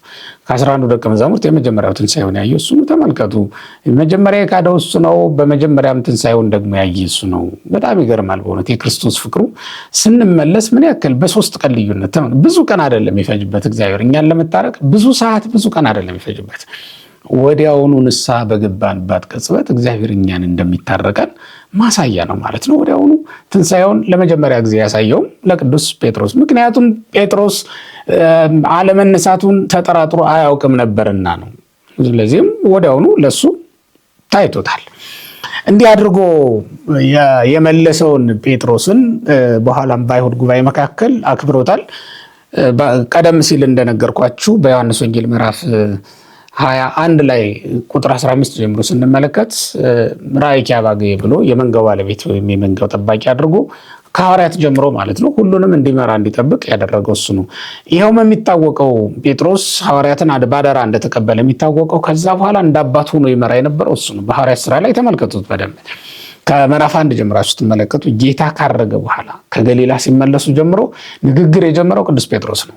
ለጸሎት ይተጉ በነበረበት በዚያ ስፍራ በአንድነት በተሰበሰቡበት ስፍራ ለጸሎት እና ቃሉንም ለመስበክ ያተጋቸው ያነቃቸውም የነበረና ማህበሩን የጠበቀ ጴጥሮስ ነው። በዋናነት የሚታወቅለት ትልቁ ለቤተክርስቲያን የዋለው ውለታ ያ ማህበር ከክርስቶስ እርገት በኋላ እንዳይፈታ አጽንቶ የጠበቀበት መንገድ ነው። ከክርስቶስ ትንሣኤ በኋላ በጠቅላላው ችግር ገጥሞታል። ተስፋ መቁረጥ በሐዋርያት ዘንድ ታይቷል። ምክንያቱም ክርስቶስን ዕለት ዕለት እንደቀደመው አያገኙትም ነበርና ማለት ነው በጉባኤ። ስለዚህ ተስፋ መቁረጥ ይታያል እና ኑ እንሂድ ብሎ በዮሐንስ ምዕራፍ 21 ላይ ከቁጥር 1 ጀምረን ስንመለከት እስከ 14 ድረስ ያለው የሚነግረን ኑ እንሂድ ዓሣ እናጥምድ ብሎ ይዟቸው ሄደም እሱ ነው። 6ቱ በተለይ ተከትሎት ሂደው ከእሱ ጋር አብረው ዓሣ በማጥመድ ስራ ላይ እንዳሉ ነው ጌታ የመጨረሻውን ጉባኤ ወይም ከነሱ ጋር አብሮ የመጨረሻውን ግብዣ ያደረገው፣ ምሳ በመብላት ግብዣውን ያደረጉ በዚያ ሰዓት ነው ማለት ነው። በዚያች ቀን እንግዲህ በዓሣ ለማጥመድ ይዟቸው ሄዱ። ተስፋ እንዳይቆርጡ ያበረታታቸው የነበረና እንዳይለያዩ ይጠብቃቸው እንደነበረ ነው የሚያሳየው። ማለት እንዳይለያዩ አጽንቶ የጠብቀው ነበር ያንን ማህበር። እንግዲህ ጴጥሮስ ለቤተክርስቲያን ትልቅ ባለውለታ መሆኑን እንድትረዱት ነው ይህንን የምላችሁ ክርስቲያኖች። በትልቁ የቤተክርስቲያንን ጉባኤ በመጠበቅ ረገድ እንደ ቅዱስ ጴጥሮስ ብዙ አገልግሎት የሰጠ የመጀመሪያው አገልግሎት የሰጠው ቅዱስ ጴጥሮስ ነው። ስለዚህ ለቤተክርስቲያን ትልቅ ባለውለታ መሆኑ ሊታወቅ ይገባል ማለት ነው። የክርስቶስ እርገትን ተከትሎ የቤተክርስቲያን ጉባኤ እንዳይፈታ የጠበቅበትን መንገድ ስትመለከቱ ከሐዋርያት አንዱ ጎሎ ስለነበረ ይሁዳ በሱ ፋንታ ማትያስን ተክቶ ሌሎቹ አገልግሎቱን እንዲያስቀጥሉት ማድረግ፣ ይሄ በራሱ ማህበሩን ያጽናናል። በተለይ ከመንፈስ ቅዱስ መውረድ በፊት ሁሉም ተስፋ የመቁረጥ እድል ነበራቸው። ስለዚህም በጸሎት እንዲተጉ ያደርጋቸዋል። ከዛም ደግሞ በጎደለው ሰው መርጠው እንዲተኩም ያነሳሳቸው ቅዱስ ጴጥሮስ መሆኑን ስንመለከት የቤተክርስቲያንን ጉባኤ ምን ያህል ያበረታታና ያሳድግ እንደነበረ ነው ምናየው። ከዛም የመጀመሪያው ስብከት የቅዱስ ጴጥሮስ ነው። እንደሚታወቀው በሱ ስብከት ያመኑ 3000 ምዕመናን በዚያ ቀን መጥተዋል። ያም ፊት ለፊት ቤተክርስቲያን ወጥታ እንድትመሰክር የመጀመሪያው ምስክርነት የሰጠው ቅዱስ ጴጥሮስ ነው ማለት ነው። የመጀመሪያ የካደሱ ነው። የመጀመሪያም ደግሞ ምስክርነት በክርስቶስ ፊት የቆመው በቤተክርስቲያን ጉባኤ ፊት ቆሞ ስለ ክርስቶስ የመሰከረም እሱ ነው ማለት ነው። መንፈስ ቅዱስን ከተቀበለ በኋላ ደግሞ በተለይ ከዚያም በልዩ ልዩ ፈተና ውስጥ የነበረችውን የቤተክርስቲያን ጉባኤ ይጠብቅበት የነበረው መንገድ ስታዩ በአይሁድ ሸንጎ ፊት ተከሰው ቀርበዋል። የመጀመሪያዎቹ ተከሳሾች ጴጥሮስና ዮሐንስ ናቸው። እንግዲህ እንደሚታወቀው የሐዋርያት ሥራ ምዕራፍ 4ን ስንመለከት እንደምንረዳው ምዕራፍ 5ም ላይ እየከሰሱ አቅርቧቸው ወደ 3 ጊዜ ያክል ወደ ወህኒ ተጥሏል። 2ቱ በአይሁድ ሊቃነ ካህናት ተፈርዶበት የወረደው ነው። አንዱ ደግሞ በሄሮድስ አማካይነት ተፈርዶበት ወደ ወህኒ መውረዱን የምናነብበት ክፍል ደግሞ አለ ማለት ነው። ይህም በሐዋርያት ሥራ ምዕራፍ 4 ከቁጥር 3 ጀምሮ ያለውን ስንመለከት የሐዋርያት ሥራ ምዕራፍ 5 ቁጥር 18 እና የሐዋርያት ሥራ ምዕራፍ 12 ቁጥር 3 ላይ የተመዘገበውን የእግዚአብሔር ቃል መመልከት በቂ ነው።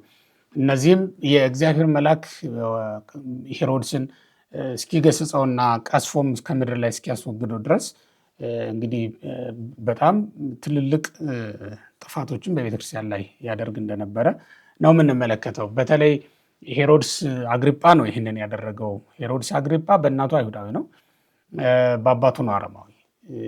በእናቱ ምክንያት የአይሁድን እምነት ተቀብሎ ነበር። የአይሁድ እምነት ተከታይ ነበር ወይም ይሁዲ ነበር ማለት ነው። ሆኖም በበዓሉ ቀን እንደው የሚገርም ነው። ሹመት አያታልለው፣ ከንቱ ውዳሴ አያስተው ሰው የለም። ከንቱ ውዳሴ በነገራችን ላይ በጣም ነው ከሚዛን የሚያዛባው፣ ስፍራን ያስለቅቃል። እና አሁን ይሄ ሄሮድስ እግዚአብሔርን ያውቃል፣ ከእግዚአብሔር በቀር ሌላ አምላክ እንደሌለም ያውቃል። ምክንያቱም ይሁዲነትን ተቀብሏል እና እንደ አይሁድ ከተገዘረ እንደ አይሁድ ስርዓት አምልኮን ሕገ ኦሪትን ከተቀበለ እንዴት ነው የማያውቀው? ከኔ በቀር ሌላ አምላክ አታምልክ የሚለውን በሚገባ ያውቃል። ግን በበዓሉ ቀን አይሁድ ሁሉ ተሰብስበው የሚያብረቀርቅ እንደው ዓይን የሚወጋ ልብሰ መንግስት ለብሶ ነበር በዓል ላይ የተገኘው እና ሁሉም እየተነሱ ከግርማው የተነሳ ይሰግዱለት ነበረ ይላል። ሲሰግዱለት ሳለ ነው እንግዲህ በጣም በዛው ከንቱ ውዳሴውን ለመደውና ጣፈጠውና እንዲያውም ምስሉን አቁሞ ማሰገድ ጀመረ ነው የሚለው። እንዲህ አይነት አረማዊና ትዕቢተኛ ንጉሥ ሆኖ ነበረ ቅዱስ ጴጥሮስና ሌሎችም ሐዋርያት የገሰጹትና ይቃወሙት የነበረው ወይም ቤተክርስቲያን ራሷ በጉባኤ ትቃወመው የነበረው እንዲህ አይነቱን ጉዳይ ስለነበረ ከሮማውያን የተማረውን ነው። እንግዲህ ሮማውያን ነገስታት በዚያ ዘመን ባለፈውም እንደነገርኳችሁ ምስላቸውን ያስመልኩ ያሰግዱ ስለነበረ ነው እንግዲህ እሱም ከነዚያ ተምሮ ይህንን ማድረጉ ማለት ነው። ይህን ሁሉ መከራ የተቀበለ እና ከዛ በኋላም በሰማርያ ላሉ ምዕመናን እንዲያስተምራቸው በረከተ ወንጌልን እንዲያደርስ በሐዋርያት ተመርጦ የተላከ አንዱ ቅዱስ ጴጥሮስ ነው። ተመርጠው ከተላኩት መካከል የሐዋርያት ሥራ ምዕራፍ 8 ቁጥር 14 ላይ የምናገኘው ነው። በሰማርያ ከዛም አልፎ በልዳ በኢዮጴ እና በሌሎች በዛ አካባቢ በሚገኙ አካባቢዎች ብዙ ድንቃድንቅ ታምራትን በማድረግ አስተምሯል። አሕዛብን የሚያገኘው እንግዲህ በዚያ ሲያስተምር ሳለ በተለይ በኢዮጴ ሳለ ኢዮጴ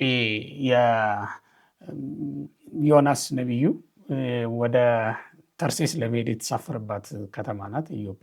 ጴጥሮስ ወደዚያች ከተማ ሊያስተምር ነው ሄደው። በስምዖን ቤት የቁርበት ፋቂው የስምዖን ቤት የሚገኘው እዚያ ነው። የሜዲትራኒያን ባህር ዳርቻ ላይ የምትገኝ ከተማ ናት። እዚያች ከተማ ላይ እንግዲህ ገብቶ ብዙ ሰዓት አስተምሯል ቅዱስ ጴጥሮስ። ከአማኞች አንዱ ስምዖን ነበረ፣ በእሱ ቤት ነበረ የነበረው። ልዳም እንደዚሁ የቅዱስ ጊዮርጊስ ሀገር ናት። በዚያች ከተማም እየተዘዋወረ ብዙ ክርስቲያኖችን ያሳመነና ያጠመቀ ቅዱስ ጴጥሮስ ነው። እንዲያውም በዚያች ከተማ ኤንያ የሚባለውን ሰው ያዳነው፣ ሽባውን ማለት ነው ያዳነው እና ድንቅ የሆነ ታምርም ስለነበረ ብዙዎች በእሱ መዳን እሱን ተከትለው ያመኑበት ቦታ ልዳ ነበረ። በዚያች አካባቢ እንግዲህ በጣም ብዙ ክርስቲያኖች ነበሩ። ይልቁንም ዶርቃ ምትባል ወይም ጣቢታ ብለው የሚጠሯት ሴት በዚያ ነበረች። እሷንም እንደዚሁ የሐዋርያት ሥራ ምዕራፍ 9 ቁጥር 27 ላይ ስንመለከት እንደምናነበው እሷን በማዳን ብዙ ክርስቲያኖችን አጽናንቷል። እንዲሁም ብዙ ያላመኑ ሰዎችንም ለማመን አብቅቷል። እንግዲህ አሕዛብንም እንዲያጠምቅ የታዘዘው እዚያ ቦታ ነው። በተለይ ኢዮጴ በነበረ ጊዜ ነው እንግዲህ መንፈስ ቅዱስ አሕዛብን በነ ቆርኔሌዎስ አማካኝነት ነው ወደ አሕዛብ ማጥመቅ ስራ የገባው ቅዱስ ጴጥሮስ። ከዛ በፊት አይሁድን ብቻ ነበር ያስተምርም ያጠምቅም የነበረው። በዚህም እንዲያውም ምክንያት አድርገው ይህን አይሁድ ተቃውመውታል ሁላ። የሐዋርያት ሥራ ምዕራፍ 11 ቁጥር 1 ጀምረ ስንመለከት እንደምናነበው በጉባኤ ተሰብስበው ጠይቀውታል። እንዴት ከአሕዛብ ጋር ትገናኛለህ? ካልተገዘሩት ጋር እንዴት ትበላለህ? ብለው ጠይቀውታል። እሱም ያስረዳበት መንገድ የሚገርም ነበር። መንፈስ ቅዱስ ካዘዘኝ ምን አደርጋለሁ ብሎ እንደነገራቸውና እንዳሳመናቸው ይነግረናል። ግን ተቃውሞ አልቀረለትም ለማለት ነው። እንዲህ ባለ መንገድ ሲያስተምር ነው የኖረው። ከዛ በኋላ ሮም ገብቶ ነው እንግዲህ ሰፊውን ስራ የሰራው። የሰማዕትነት ስራው የሰማዕትነት ተጋድሎም ያለው እንግዲህ አጠር ላድርገውና እንዳይረዝምም የሰማዕትነት ህይወቱ የሚቀጥለው በሮም ከተማ ውስጥ ነው። አክሮሲያ ወይም አክሮስና ተብላ የምትጠራው ሴት የመጀመሪያ እንግዲህ በዚያ አካባቢ ከነበሩ ክርስቲያኖች መካከል የምትጠቀስ ሴት ናት። በገድለ ሐዋርያትም ላይ ስሟ ተጠቅሷል። ሌሎችም ደቀ መዛሙርት የመጀመሪያ ሮም ገብቶ የሰበከው አንቀጸ ብፁዓንን ነበር። ማቴዎስ 5ን ማለት ነው። እሱን ስብከት የጌታን ስብከት ሰበከላቸው። ስለ ክርስቶስም መወለዱንና መነሳቱን እንዲሁም ማድረጉን ነገራቸው። ያመኑ አሉ፣ ያላመኑትም ደግሞ ያሳደዱት ነበር ማለት ነው። እንግዲህ የእሱ ደቀ መዛሙርት ናቸው። የጳውሎስም በእርግጥ ቅዱስ ጳውሎስም አስተምሯል። በዚያች ከተማ ሃይማኖታቸው ምን ያህል ጽኑ እንደሆነ የምታውቁት ካታኮምብ ውስጥ ገብተው ባለፈው ነግሬያቸዋለሁ። ካታኮምብ ውስጥ ገብተው እግዚአብሔርን ያመልኩ የነበሩ በምድር ውስጥ ሳይቀር እግዚአብሔርን ያመልኩ የነበሩ ክርስቲያኖች እንግዲህ የእሱ ደቀ መዛሙርት ናቸው ማለት ነው።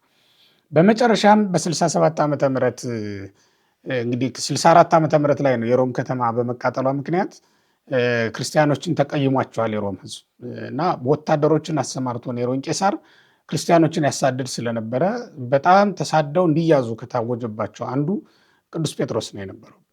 ቅዱስ ጳውሎስም እንዲሁ በተመሳሳይ ነው ተይዞ ታሰረ። እንዲሁም ጌታ እንደተናገረው እንደ ጌታ በመስቀል ተሰቅሎ የሞተ ነው፣ ቁልቁል እንደተሰቀለ ነው ገድሉ የሚነግረን። ሆኖም ጌታ በዮሐንስ ወንጌል ምዕራፍ 21 ላይ ነግሮት ነበር። አንተሰ ትለወኒ አይደል ያለው፣ አንተ ግን ተከተለኝ ብሎት ነበር እና በምን አይነት ሞት ይሞት ዘንድ እንዳለው ያን ጊዜ አስረድቶታል።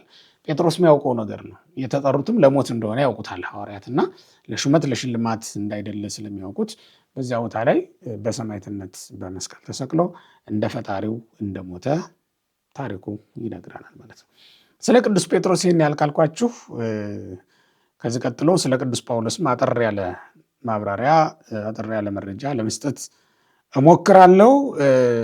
በተጨማሪም ስለ ታላቁ ሐዋርያ ስለ ቅዱስ ጳውሎስ ቤተክርስቲያን ብርሃነ ዓለም ማኅቶተ ቤተክርስቲያን ብላ የምትጠራው እንዲሁም አባቶቻችን መዶሻም ይሉታል። ጳውሎስ ማለት መዶሻ ማለት ነው። በቅድም በጴጥሮስ ታሪክ ላይ ስንመለከት ጴጥሮስን መርግ ድንጋይ ወይም ደግሞ አለት ድንጋይ፣ ንጥፍ ድንጋይ ብለን እንተረጉመዋለን እንዳልን ሁሉ ጳውሎስ ማለትም ብርሃን ማለት ነው ብለውታል። እንዲሁም በተጨማሪ ጳውሎስ ማለት ለቤተክርስቲያን መዶሻ ነው።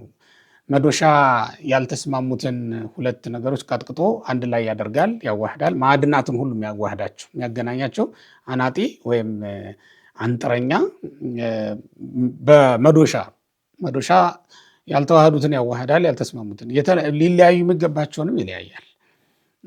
ቅዱስ ጳውሎስም ከዓለም ሊለዩ የሚገባቸውን በትምህርቱ ለይቷቸዋል። ከክርስቶስ ጋር ሊዋሃዱ የሚገባቸውን ደግሞ በትምህርቱ ከክርስቶስ ጋር አዋህዷቸዋል። ስለዚህ ጳውሎስ በእርግጥም መዶሻ ነበር። ለአሕዛብ መቀጥቀጫችን ነው። ዛሬም ድረስ ትምህርቱ ለአጽራረ ቤተክርስቲያን፣ ለአጽራረ ክርስቶስ መዶሻ ነው። ምንም የማይወጣለት ትምህርት ወይም አጽራረ ቤተክርስቲያን ቅስቅስ የማያደርግ ማለት ነው። ሰቅዞ የሚይዝ ትምህርት ያስተማረው ቅዱስ ጳውሎስ ማለት ነው። እንግዲህ በትውልዱ ከአብርሃም ወገን የተወለደ ብንያማዊ ነው። በዚህ ምክንያትም ነው ብንያማዊ ስለሆነ ስሙንም በ8ኛው ቀን ሲገዝሩት ሳውል ብለው የጠሩት ለዚህ ነው። ሳውል የመጀመሪያው ንጉሥ ሳውል ጋር የተያያዘ ነው ስሙ።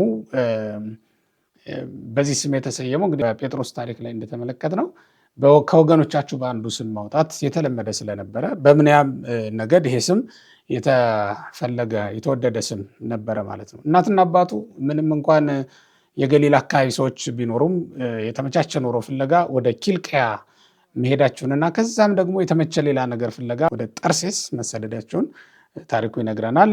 እሱም ራሱ ሲናገር ስለራሱ የጠርሴስ ሰው እንደሆነ ነው ሲናገር የነበረ ማለት ነው። ስለዚህ ጳውሎስ የተወለደ ማለት ነው በጠርሴስ ተወለደ ማለት ነው እና በዛው ሳውል የሚለውን ስም አገኘ።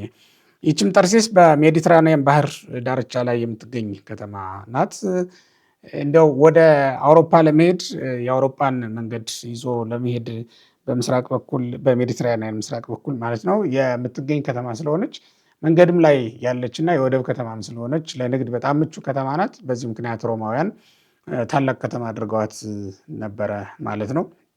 እዛች ከተማ ላይ የሚወለድ ሰው ሁሉ የሮማ ዜግነት የማግኘት እድል ነበረው። ለዚህም ነው እንደውም ቅዱስ ጳውሎስ በሐዋርያት ሥራ ምዕራፍ 22 ቁጥር 24 ላይ እንደምናነበው በተከሰሰበት ቦታ ላይ ሉሲዮስ የሚባለውን አገረ ገዢ ያስጠነቀቀው የሮማን ሰው ዝም ብላችሁ ተገርፉ ዘንድ ያለ ፍርድ አግባብ ነውን ብሎ ሮማዊ መሆኑን ፈርተው እንዲተውት ያደረገበት እስመ ብእሲሁ ሮማዊ፣ ይህ ሰው ሮማዊ ነው ተባብለው ነው መልሰው ግርፋቱን አቀለሉለት ወይም ፍርድ ቀርቶለታል ይላል እና ሮማዊነትን ከዛ ስፍራ የተቀበለው ነው ማለት ነው። ቢሆንም ግን አባቱ ዕብራዊ ስለነበረ የዕብራውያንን ባህልና ቋንቋ እንዲያጠና መልሶ ወዴት ነው የላከው? በ15 ዓመቱ ወደ ኢየሩሳሌም ልኮታል ማለት ነው። አባቱም ቢሆን የዕብራውያንን ባህልና ቋንቋ እያስጠና ነው ያሳደገው በመጀመሪያ እስከ 15 ዓመቱም ድረስ ማለት ነው። እንግዲህ ጳውሎስ ብዙ እድሎችን አገኘ ማለት ነው። አባቱ የዕብራውያንን ቋንቋና ባህል ያስጠናዋል። የተወለደባት ከተማ ተርሴስ ወይም ጠርሴስ ደግሞ ብዙ አሕዛብ የሚኖሩባት ሰፊ ከተማ ስለነበረች ከተለያየ ሀገር የሚመጣው ሕዝብ የሚያወራውን ቋንቋ እና የሚኖረውን ባህል ለማወቅና ለመላመድ አልተቸገረም ማለት ነው። እንደውም በኋላ በስብከቱ ዘመን ረድቶታል ይባላል ይህ አኗኗሩ ማለት ነው። ምን ረዳው መሰላቸው? አንደኛ ከአሕዛብ ጋር ተግባብቶ ለመኖር። አሁን ጴጥሮስ በግድ ነው የገባው። ራእይ አይቶ ነው አሕዛብን ማስተማር የጀመረው እንጂ ተጸይፏቸው ይኖር ነበረ። ጳውሎስ ግን ወደ አሕዛብ ከተማ ገብቶ ለመስበክ አልተቸገረም። እንዲያውም እኔ የአሕዛብ መምህር ነኝ ይላል በገላትያ መልእክቱ ላይ። ይህን ደጋግሞ አውርቶታል። የአሕዛብ መምህር ሆኜ የተሾምኩ ብሎ ነው የሚናገረው እና አሁን አሕዛብን ገብቶ ለማስተማር ያልተቸገረው አንዱ ምክንያት ከአሕዛብ ጋር አብሮ ተቀላቅለው የመኖር ልምድ ስለነበራቸው ነው። በዚያች በጠርሴስ ሲኖሩ ማለት ነው። ቋንቋቸውንም በሚገባ ያውቃል። ስለዚህ ገብቶ ለማስተማር ሳይቸገር ነው እንግዲህ በዚያች ከተማ የኖረው። በኋላም በሐዋርያነት ዘመኑ አልተቸገረም ነው። በተጨማሪም ግን በዚች ከተማ ድንኳን የመስፋት ባህል ነበራቸው፣ ልምድ ነበራቸው። ያች ከተማ ላይ ድንኳን ሰፊዎች በጣም ብዙ ስለነበሩ በስብከት ዘመኑ ጳውሎስ እንግዲህ ድንኳን ሰፊ ሆኖ ነው የሚታወቀው። ከምዕመናን አስራት በኩራት እንዳይጠብቅ ያደረገው እና ምዕመናንንም እንዳይከብድባቸው ጫና ሳይፈጥር ምግቡን ራሱን ችሎ እንዲያውም ከራሱም አልፎ ሌሎችንም እየረዳ እንዲኖር ያደረገው እንግዲህ ጳውሎስን ያክል ሐዋርያ ወንጌል ይሰብካል ሌሊትና ቀን። በትርፍ ጊዜው ደግሞ በሌላው ጊዜ ደግሞ በቀረው ጊዜ ደግሞ ወንጌል ይጽፋል ወይም መልእክታትን ይጽፋል። የታመሙትን ይፈውሳል፣ ይጠይቃል፣ ሌላም ነገር ያደርጋል። በሚኖረው ጊዜ ግን ድንኳን ይሰፋል። ያ ራሱን ለመርዳት አስችሎታል ማለት ነው። በቆሮንቶስ መልእክቱ ምዕራፍ 9 ላይ ስንመለከት እንግዲህ በማንም ላይ እንዳልከብድበት ብሎ ነው የሚናገረው እና በማንም ላይ እንዳልከበደ እና ራሱን ሰርቶ ይኖር እንደነበረ ተምረናል፣ ነግሮናል። እሱ ራሱ ይህንን ያበቃው ለዚህ የረዳውም በጠርሴስ ማደጉ መወለዱ ነው ብለውናል። እንደነገርኳችሁ ቅድም በ15 ዓመቱ ወደ ኢየሩሳሌም ሲሄድ እዚያ እህቱ ባላግብታ ትኖር ነበር ነው የሚባለው እና በእሷ መኖር ምክንያት ሳይቸገር ከገማልያል እግር ስር ቁጭ ብሎ ለ10 ምናምን ዓመት ኦሪትን ያጠና ሰው ነው። ምናልባትም ለ16 ዓመት ሊሆን ይችላል። ኦሪትን አጥንቷል። ከገማልያል ከእውቁ መምህር ነው ያጠናው እና ገማልያል በራሱ ፈሪሳዊ ስለነበረ ወግ አጥባቂነትን ከነ ገማልያል አብሮ ተምሮ ነው ያደገው። በደንብ ነው የያዘው። ምክንያቱም ፈሪሳውያን ወግ አጥባቂዎች ናቸው። ሰዱቃውያን ቢሆኑ ላላ ያሉ ናቸው፣ ግዴለሾች ናቸው። ለእንደዚህ ባለጠጎችም ስለሆኑ የዓለም ምቾት የዓለም ምኞት ያስቀራቸው ሰዎች ናቸው እነሱ እና ብዙም አይጨነቁም። ፈሪሳውያን ግን እንዲህ አይደሉም፣ ምንም አያሰናዝሩም። ከሙሴ በቀር ሌላ አይቀበሉም። ሲጀመርም የሙሴን መጻሕፍት ነው የሚወዱትም፣ ግን ከሙሴ በቀር ሌላ ምንም ነቢይ መቀበል አይፈልጉም እና በዚህም ነው እንደውም ክርስቶስን የተቃወሙት አንዱ በዚህ አጋጣሚ የምናነሳው ማለት ነው። እንዲህ ባለ መንገድ ያደገ ስለሆነ በኋላ ላይ ሐዋርያትን ስለ ክርስቶስ ሲሰብኩና እንግዳ ትምህርት ይዘው ሲመጡ የተቃወማቸውም ለዚህ ነው። በነገራችን ላይ በጣም ቀናተኛ ሰው ስለነበረ ነው። ቀናተኛ ማለት ከራሱ እምነትና ከራሱ ቋንቋ ከራሱ ባህል በስተቀር የሌሎችን አጥብቆ የሚጠላ ማለት ነው። የሚጸየፍ እና ሐዋርያትን ይጸየፋቸው ይተፋባቸውም ነበረ። በኋላም ከሊቀ ካህናቱ ደብዳቤ ተቀብሎ ለማሳደድ ከተመደቡ ሰዎች መካከል አንዱና ዋናው እሱ ነበረ። ደማስቆ ያን ጊዜ በጣም ብዙ ክርስቲያኖች ከኢየሩሳሌም መከራ ሲጸናባቸው የሚሰደዱባት ከተማ ነበረች። በዚያውም ላይ ሩቅ ስለነበረና መንገዱ ወጣ ገባ ስለነበረ በየመንገዱ ደክሟቸው ሲቀመጡ ስደት ሲሄዱ ክርስቲያኖች መንገድ ላይ ያገኛቸው ስለነበር ለሱም አስሮ ወደ ወህኒ ወደአሁኑ ለመጣል ቀላል ሆኖለት እንደነበረ ይነገራል ማለት ነው እና ወደ ደማስቆ ከተማ የሶሪያ ዋና ከተማ ደማስቆ ድረስ ሊደርስ ትንሽ ሲቀረው ነው እንግዲህ እግዚአብሔር ያገኘው ማለት ነው። እዛ ላይ በዚህ አጋጣሚ ይዞ እንግዲህ ለክርስትና አውቅቶታል። የሐዋርያት ሥራ ምዕራፍ 9ን ተመልከቱ። ለዚህ ታሪክ እንግዲህ ከተጠራ በኋላ ተጠምቆ ጊዜ አላጠፋም። በጣም የሚገርመው ደግሞ እሱ ነው። ጊዜ አላጠፋም። ወዲያውኑ ወደ ስብከት አገልግሎት ነው የገባው። እንደውም ማናቸው ዜና ሐዋርያትን የጻፉት መምህር ምን ይላሉ? እንደው ሁለት ሀሳብ ይሉኛል ሳይል ይሉንታ ሳይይዘው ትናንት ያሳድደው የነበረውን ክርስቶስን ዛሬ ሰበከላቸው። ሐዋርያት ራሱ እኮ ተጠራጥረውታል። ከመቼው አመነ ብለው ማለት ነው። እና ይሄ ውሸቱን ነው፣ እኛን ሊያስር ሊያግዝ ተልኮ እንደመጣ እናውቃለን ብለው የተጠራጠሩት ደቀ መዛሙርት ነበሩ። ሐናንያ ራሱ ሊያጠምቀው ፈቃደኛ አልነበረም። በራእይ አይቶ እግዚአብሔር መልአኩን ልኮ እስኪያስረዳው ድረስ ለማጥመቅ እንኳን ፈቃደኛ አልነበረም። በዚህ ቅጽበት ግን ከምን ጊዜው ተለውጦ ክርስቶስን እንደሰበከ ልብ በሉ ክርስቲያኖች። ምን ይሉኛል እንኳን አላለም። በዚያች ከተማ ክርስቶስን የሚሰብኩትን ሁሉ ያሳደደ የነበረው እሱ ቀዲሞ ዘኮነ ሰዳዴ ነው የሚለው። አስቀድሞ ያሳደደ የነበረው እሱ አሁን ወንጌል ሰባኪ ሆኖ መጣ። ይሄ ደቀ መዛሙርትን ሳይቀር በጣም ያስገርማችሁ ታሪክ ነው። የጳውሎስ በአንድ ጊዜ መለወጥ ማለት ነው። ለማስተማር ከመግባቱ የተነሳ በአንጾኪያ ላሉ ምዕመናን ከበርናባስ ጋር ሆነው ሰፊ አገልግሎት አድርገዋል። አንጾኪያ የመጀመሪያው እንግዲህ ክርስቲያኖች ከኢየሩሳሌም በአለፈው እንደነገርኳችሁ ተሳደው ከሄዱ በኋላ በጋራ ይኖሩባት የነበረች ከተማና ክርስቲያን ወደ መባል የመጡባት ከተማ በእስጢፋኖስ ሞት ምክንያት ተሰደው ይኖሩባት የነበረች ከተማ። በነገራችን ላይ ጳውሎስና በርናባስ በሐዋርያት ሥራ ላይ በጣም ብዙ አገልግሎቶችን ያገለግሉት ምናልባት ከሁለተኛው ጉዞ ላይ ካልሆነ በስተቀር አልተለያዩ ማለት ይቻላል። ሁለተኛው ጉዞ ላይ በማርቆስ ምክንያት እንደተለያዩ ይነገራል። ሆኖም ያም የእግዚአብሔር ስራ ነው። በርናባስንና ጳውሎስን የሚያክል ታላላቅ መምህራን በአንዱ መንገድ መሄዳቸው ብዙም ውጤታማ ያደርግ የሚያጸና ካልሆነ በስተቀር በሁለት መንገድ መሄዳቸው ግን ሁለት ጥቅም ስላለው ነው። በዛም ወንጌል ይሰፋል፣ በዚህም ይሰበካል። ከዚህ የተነሳ ይህን እግዚአብሔር አድርጎታል እሱ ባወቀ ማለት ነው። እንግዲህ እንዲህ ባለ መንገድ ወንጌልን እየሰበከ የቀጠለው ሐዋርያው ቅዱስ ጳውሎስ አይሁድ በጣም ይቀኑባቸው ከነበሩ ሰዎች መካከል አንዱ ነው እና በጣም የሚቃወሙት እንደነበረ የሐዋርያት ሥራ ምዕራፍ 13 ቁጥር 42 ላይ ጀምራችሁ ስትመለከቱ በጣም ጥርሳቸውን እያፋጩ ነበር ይከታተሉት የነበረ እና ይቃወሙት የነበረ ይላል መጽሐፍ ቅዱስም እንደሚነግረን። የሆነ ቦታ ላይ እንዲያውም ኢንብላዊ ነስተ እስከንቀጥሎ ለጳውሎስ የሚሉ ነበሩ። ወደ 40 የሚጠጉ የአይሁድ ወጣቶች ጳውሎስን ሳንገለው አንበላም፣ ፀሐይም አትጠልቅም የሚሉ ፉከራ ይዘው የተነሱ ሰዎች ሁሉ ነበሩ። በኋላ እንዲያውም የሮማ ወታደሮች የሮማ ባለስልጣናት ተሽለው አሾልከው አዳኑት እንጂ እስከዚህ ድረስ አይሁድ ወገኖቹ በጣም ያሳድዱት ነበር። ለምን? ሲሰብክ ወዲያ ወዲህ የሚያሰኝ አልነበረም። አንዱ በቃኝ ነው ቃሉ እና አሕዛብ ሁሉ በሱ ስብከት እያመኑ ይገቡ ስለነበረ ከመቃወም ውጭ ምንም አማራጭ አልነበራቸውም። ያስቀናቸውም አንዱ ይሄ ነው ማለት ነው። እንግዲህ ይሄንን ካልኳችሁ በአንጾኪያ ይኖሩ የነበሩ ክርስቲያኖች በጣም ያሉት ነገር ይገርማል። እባካችሁ ቃሉን በሚቀጥለውም ሳምንት ንገሩን እያሉ ይመሰጡ እንደነበረ በቃሉ እንረዳለን። ይህን ካል ጉዞዎቹ ወደ 4 የሚጠጉ ጉዞዎች ናቸው። 3 ብለው የሚተርኳሉ፣ ግን አራተኛውን ምዕራፍ 27 እና ምዕራፍ 28 ላይ የምናገኘውን 4ኛ ብለው የጻፉ ሰዎችም አይቻለሁ። ይህንን ታሪክ ይህንን መረጃ በምሰበስብበት ጊዜ ማለት ነው። እንግዲህ የመጀመሪያውን ጉዞ የምናገኘው የሐዋርያት ሥራ ምዕራፍ 13 እና ምዕራፍ 14 ላይ ነው የምናገኘው። ሁለተኛውን ጉዞ ምዕራፍ 15 እና ምዕራፍ 16 ላይ እናገኘዋለን። ሶስተኛውን ጉዞ ምዕራፍ 17 ምዕራፍ 18 ላይ እናገኘዋለን። አራተኛውን ቅድም እንደነገርኳችሁ ምዕራፍ 27 እና ምዕራፍ 28 ላይ የምናገኘው ጉዞ ነው ማለት ነው። የመጀመሪያው ጉዞ በ50 ዓመተ ምህረት አካባቢ የተደረገ ጉዞ ነው። እንግዲህ በ46 ዓመተ ምህረት ማለት ነው። ይሄ ሁለተኛው ነው። በ46 ዓመተ ምህረት አካባቢ የተጠናቀቀ ነው። እንደውም መጠናቀቂያው ራሱ በ46 ዓመተ ምህረት አካባቢ እንደነበረ ይነገርለታል። በዚያ ሰዓት ነው እንግዲህ ታላላቁን አሁን በመጽሐፍ ቅዱስ የሚጠራ ስም ያላቸውን እነ ቆጵሮስን፣ እነ ስልማናን፣ እነ ጳፉን፣ እነ ጳርጌን የሚባሉትን እንትኖች አገሮች እያስተማራቸው ያለፈው በዚያ ዘመን ነበረ ከበርናባስ ጋር ሆኖ ማለት ነው። ጵስድያ፣ ገላትያ፣ ሊቃኦንያ የሚባሉት ብዙ ታምራትም የተሰራባቸው ናቸው። እንደነገርኳችሁ ምዕራፍ 13 እና ምዕራፍ 14ን ብትመለከቱ መልካም ይሆናል።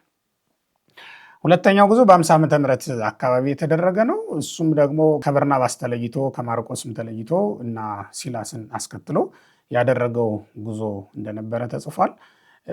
እስከ ግሪክ ድረስ የደረሰ አገልግሎት ነው በዚያ ዘመን የሰጠው። እነ ልስጥራን፣ እነ ደርቤን፣ እነ ገላትያ፣ እነ ጢሮአዳ፣ እነ ሳሞትራቂ፣ እነ ፊልጵስዩስ፣ እነ ተሰሎንቄ በዚያ ዘመን ነው እንግዲህ ይህንን በሁለተኛው ጉዞ ነው የጎበኛቸው ያስተማራቸው ማለት ነው። ጢሞቴዎስን የሚያገኘው በዛው ነው። በጣም ደግሞ ከማይረሳ ታሪክ ነው እንግዲህ ጢሞቴዎስ የተገኘው በሁለተኛው ጉዞ ነው። እሱም በልስጥራን ሲያስተምር ሳለ ነው ያገኘው። ገዝሮ ስለ አይሁድ ብሎ ገዝሮ እንዳስከተለውም እንዲሁ ባለፈውም ስናነሳ ነበር ማለት ነው። ይህንን ካልኳችሁ ሶስተኛ ጉዞም አድርጓል። በ54 ዓመተ ምህረት የተደረገው ጉዞ ነው። በተለያዩ ሀገራት ዙሮ ካስተማረ በኋላ እንግዲህ የመጨረሻ መዳረሻ ያደረገው ደግሞ ኢየሩሳሌም ነው። ብዙ ሀገሮችን ዙሯል።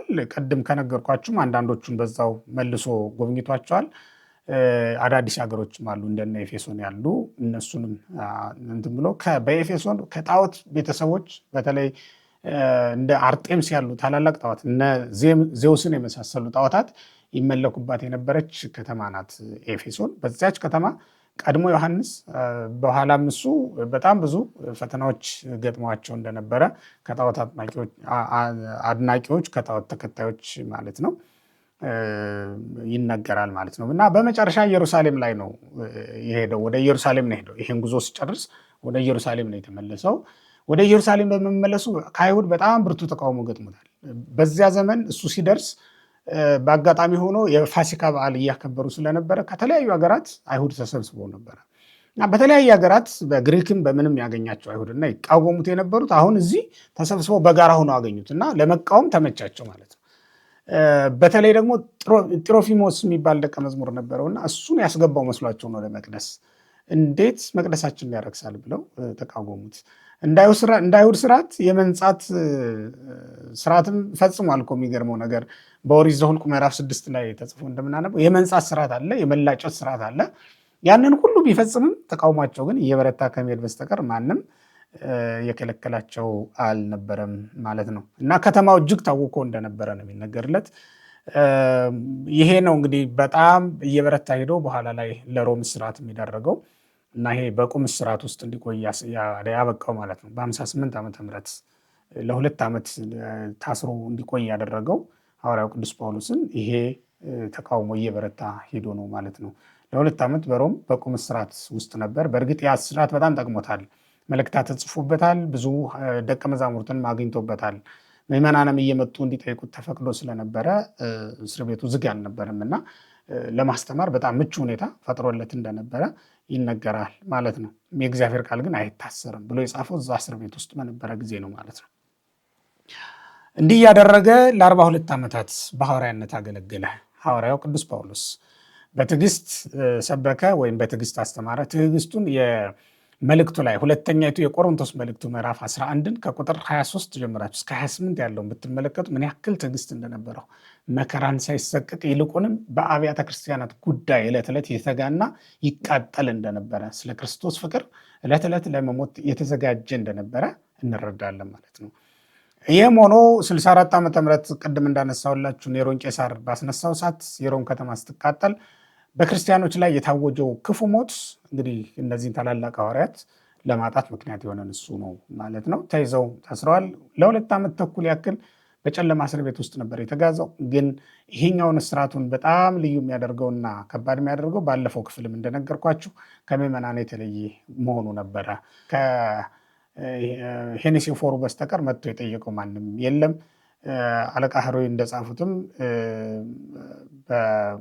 አሁን ሄኔሲፎሩ በዛው በሮም ሞቶ የቀረ ሮም በአጋጣሚ ቅዱስ ጳውሎስ በታሰረበት ዘመን ወረርሽኝ ገብቶ ስለነበረ ሄኔሲፎሩ ጳውሎስን ሊጠይቅ እንደመጣ በዛው ወረርሽኝ አጋጥሞት እዛው ሞቶ እንደቀረ ይነገርለታል ማለት ነው። ኔሮን ቄሳር ነው እንግዲህ በ67 ዓመተ ምህረት ከወህኒ ቤት አውጥቶ በጨለማ እስር ቤት ውስጥ የነበረውን ጳውሎስን ቅዱስ ጳውሎስን አንገቱን በሰይፍ ያስቀላው እሱ ነው። ዛሬ ቤተ መቅደስ ተሰርቶበታል፣ ገዳም ተሰርቶበታል። እዛ ቦታ ላይ እኔም በአካል ተገኝቼ አይቼዋለሁ። እዛ ቦታ ላይ ራሱ የወደቀችበት 3 ቦታ ላይ ነው ያረፈችው። ራሱ 3ቱም ቦታ ላይ ጸበል ፈልቋል። እዛ ላይ ዛሬም ድረስ ምልክት አድርገውበታል። ዛሬ ላይ ጸበሉ ወይም ውሃው አይገኝም፣ ግን በታሪክ 3ቱም ቦታ ላይ ጸበል ፈልቆበታል። 3 ቦታ ላይ የነጠረችው ራሱ ከአንገቱ ቆርጠው ሲጥሏት ማለት ነው። ክብርና ምስጋና ለአምላካችን ይሁንና እንግዲህ በሰማዕትነት ነፍሱን የተቀበላት አምላካችን መድኃኒታችን ኢየሱስ ክርስቶስን የዚህን ተጋዳሊ ወይም በተጋድሎ የኖረ ታላቅ ሐዋርያ ለ42 ዓመታት ያለምንም እንቅልፍ ያለምንም ድካም ያለምንም እረፍት እየተዘዋወረ ከ3000 እስከ 4000 ኪሎ ሜትር በእግሩ እንደተጓዘ ይነገርለታል። በመጀመሪያው ጉዞ ብቻ 2000 ኪሎ ሜትር እንደተጓዘ የሚተርክ ታሪክ አግኝቻለሁ። እንደዚህ ያደረገ ወንጌልን የሰበከ በባህርም የተመላለሰ በየብስም ላይ የተጓዘ በወንበዴዎችም በኩል ፍርሃት በአይሁድም በኩል ፍርሃት የገጠመው የከበበው ይህ ታላቅ ሐዋርያ ስለ ክርስቶስ ሁሉን ያደረገ ኃይልን በሚሰጠኝ በክርስቶስ ሁሉን እችላለሁ ብሎ መከራን ሁሉ ታግሶ የተቀበለ እንደ ቅዱስ ጳውሎስ ማን አለ በእውነት። ለሰባኪዎች የስብከት ዘዴን የሚያስተምራቸው በጣም የተለየ ነው የስብከት ዘዴው። በነገራችን ላይ ለአይሁድ እንደ አይሁዳዊ ሆኖ ሕግ ለሌላቸውም ደግሞ ሕግ እንደሌለው ሰው ሆኖ ሁሉንም ይጠቅም ዘንድ ከመዕርብ ሆሙ ነው የሚለው። ሁሉንም ይጠቅም ዘንድ ለአይሁዳዊም እንደ አይሁድ ሕግ ለሌላቸው ሰዎችም ሕግ እንደሌለው ሰው ሆኖ ያስተማረ እንደ ቅዱስ ጳውሎስ ማንም የለም።